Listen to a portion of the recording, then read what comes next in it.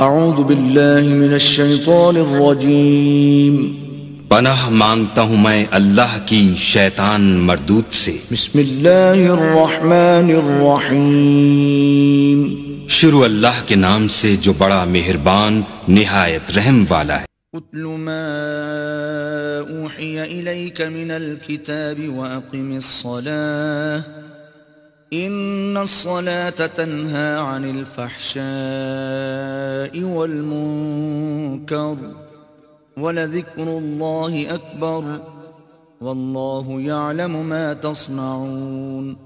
اے محمد صلی اللہ علیہ وآلہ وسلم، یہ کتاب جو تمہاری طرف وحی کی گئی ہے اس کو پڑھا کرو اور نماز کے پابند رہو۔